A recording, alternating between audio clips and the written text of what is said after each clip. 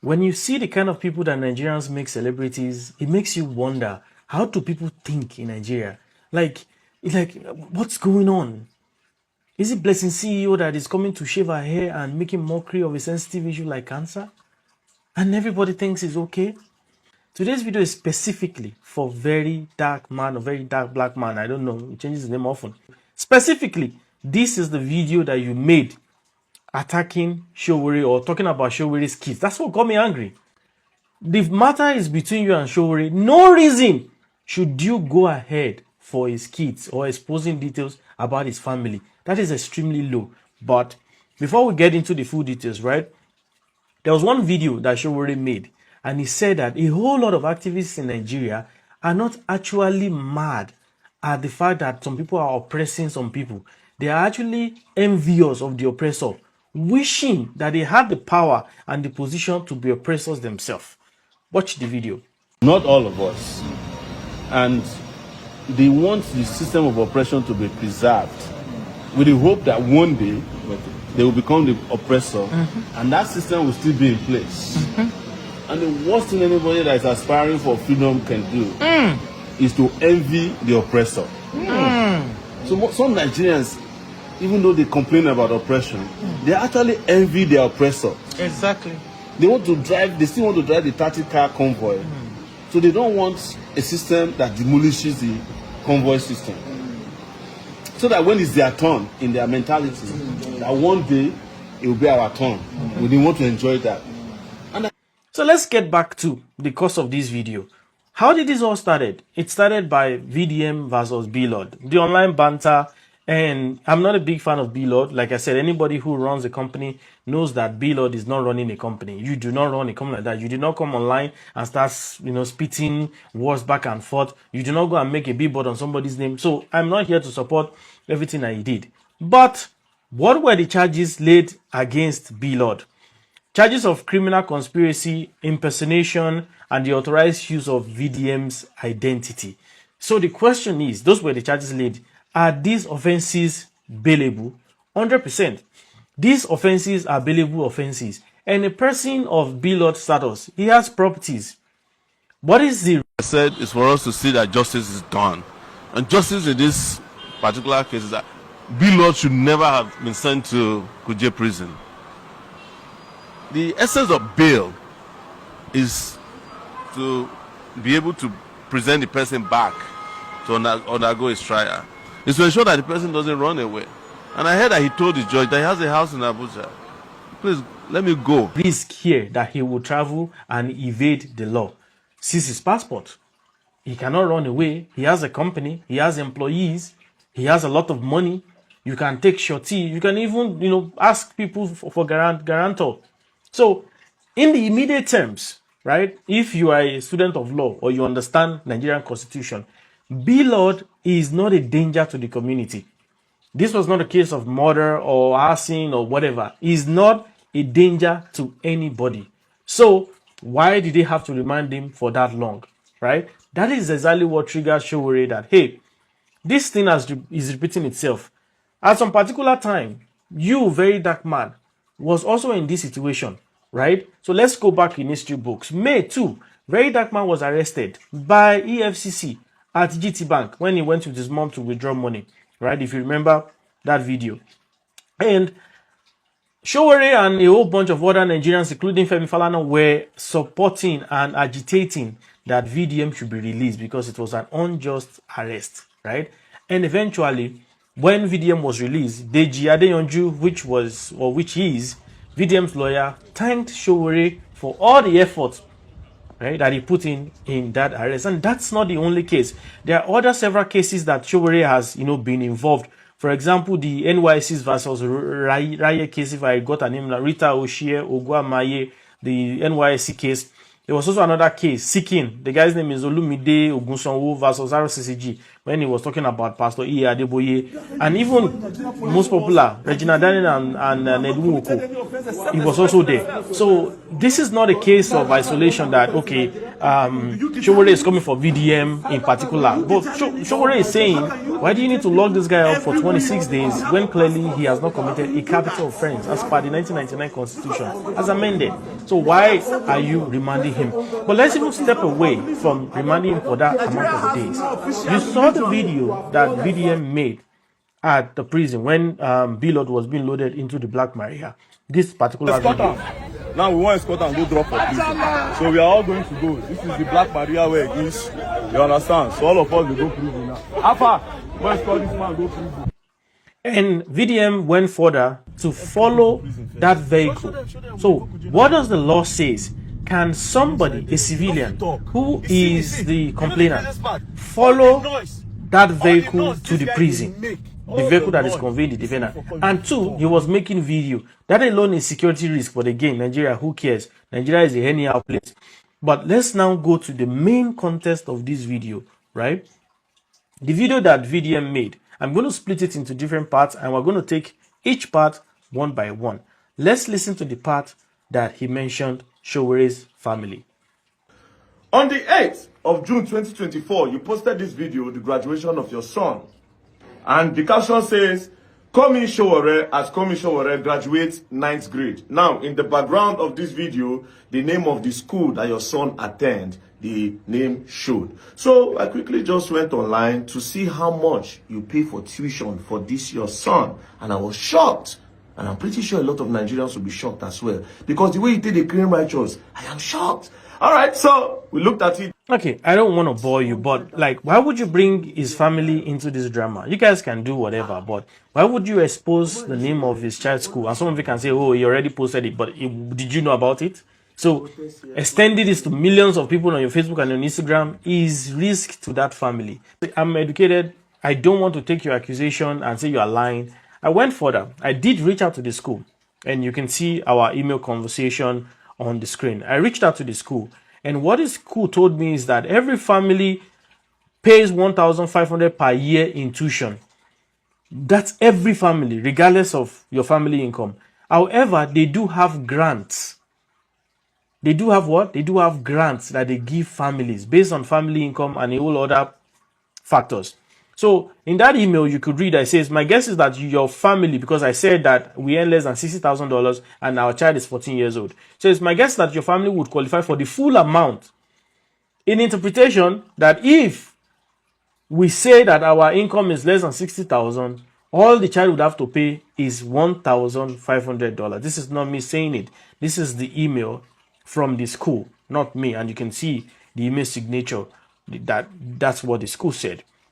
Which means the Sowore's kids might not even be paying anywhere close to that amount.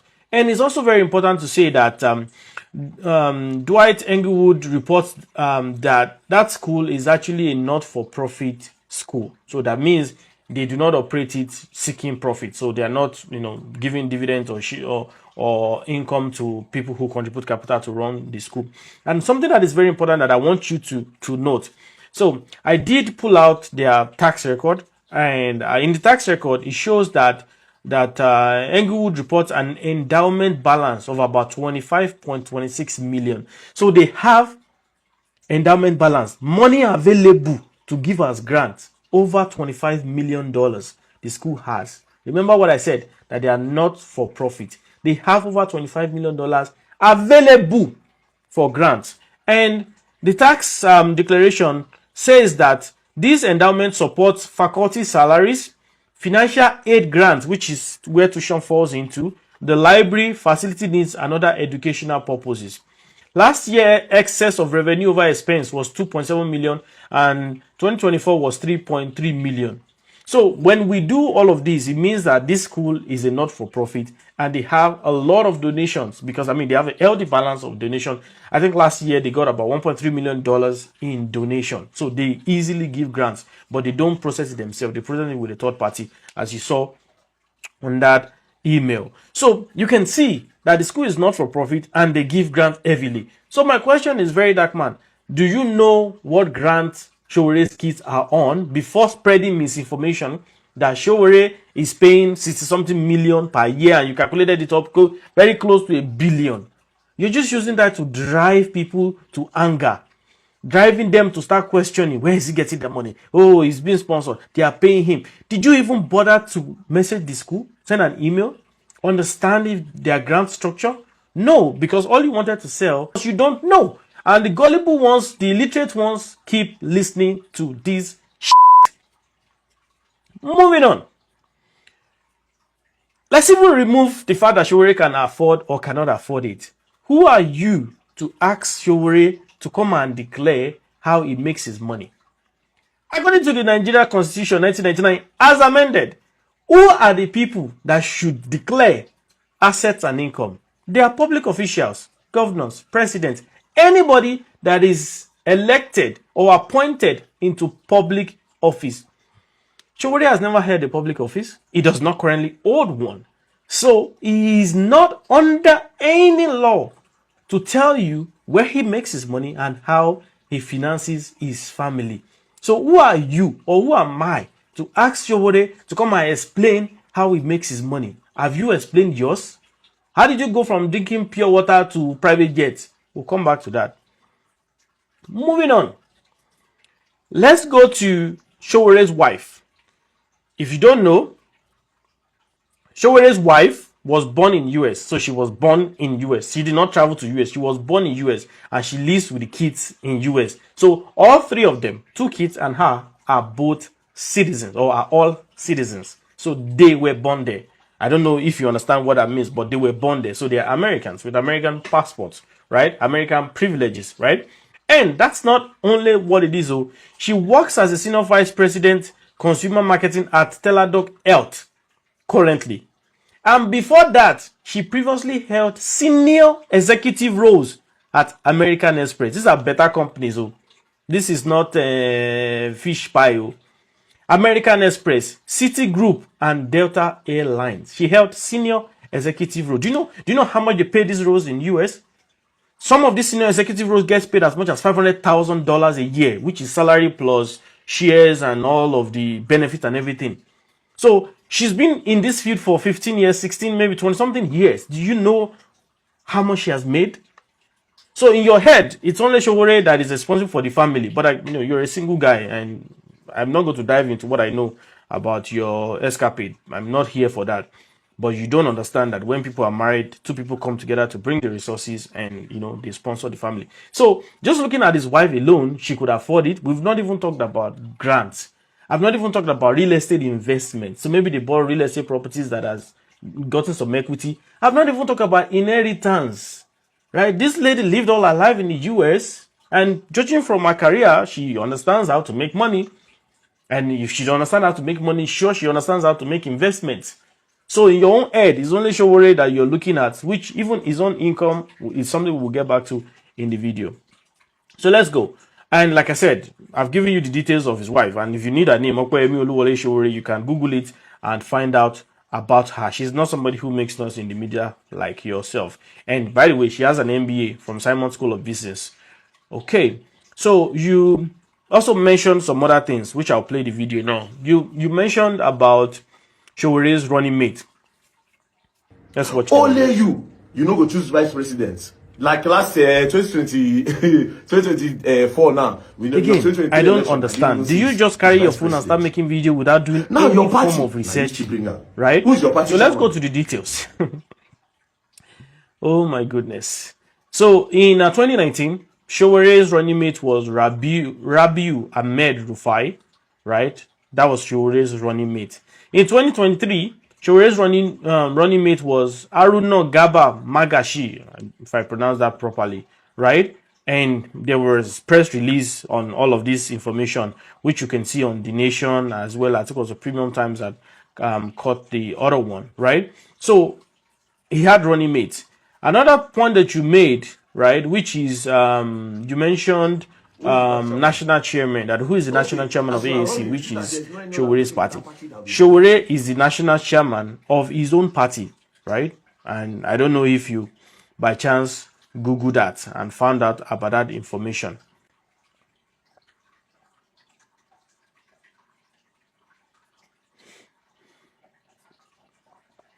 So, like I said, AAC National Chairman is Omoyele Sowore, as shown on INEC's website, which you can see here. So, before you turn on the ring light to talk about that why would Sowore be the national chairman of AAC if he's the presidential candidate? Similarly, in 2023, under the Zenith Labour Party, Chief Dan Nwanyawu, right, was also the national chairman and the presidential candidate of his party, right? Then you also mentioned another one about the funding of Sahara Reporter. Where is Sahara Reporter getting their money from? Sahara Reporter is a non-government sponsored or non-government controlled entity. They get their funding from donations, right? And you mentioned about the $1.3 million donation. Yes, you also received 100 million from Don Jazzy. Did anybody cut your head? So about the donation that came, unless you have substantial evidence that these people gave that money for something that they needed done, then that's when there's a case. But somebody donated to an independent body is not a crime in today's world, in Nigeria or any part of the world. So lastly, before we go into all of these details, Mr. Very Dark Man, can you explain to us how you went from drinking pure water in a dirty room with dirty singlet to flying private jets? How you bought a luxurious vehicle, how you've flown to Turkey, I think multiple times, 2 to 3 times, how you've flown to China, right? Under normal condition, this is not our business because nobody has accused you of a crime. But the same question you are asking people is what we are asking you too. Does that sound stupid? That's exactly how we feel when you ask other people, because you cannot sit in your 1-bedroom or 2-bedroom apartment and start asking people how they make their money. What the f are you? Again, I respected you a lot when you started all this, your campaign, but it's obvious that you've lost it. And what irks me the most is that you think that you know everything. And that is annoying. I know that you're getting the energy from the illiterates that follow you, that hype you, but it's only in a place like Nigeria where there is no law, government is upside down, that somebody like you will eventually be who you are. Should we go back to the case of what is his name, the guy that was unalived? How you guys handle the case in a normal country? Do you think you will get anywhere close to the information that you had? But guess what? Nigeria is what it is, and the savior of Nigeria is anybody who can set the ring light and make noise, regardless of the facts and the intelligence that they are spilling. But all I want to say is that, Very Dark Man, I don't care whatever anybody wants to say. I just want you to know that you do not know everything, and it's annoying when you talk about everything like you know it, right? If I ask you today, right, that would you subject yourself for a forensic check? The place you use for your NGO, who owns it? How much do you pay for rent? Can we know the name of the landlord? Would you be willing to submit financial records of your personal finances?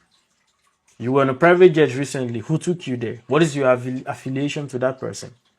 And I can go on and on and on and on, right? But what I'm saying, or what you should not do, is Sowore defended you for this same reason. Somebody was bullying you and they arrested you. And now that he's trying to rescue somebody from you, it's a problem.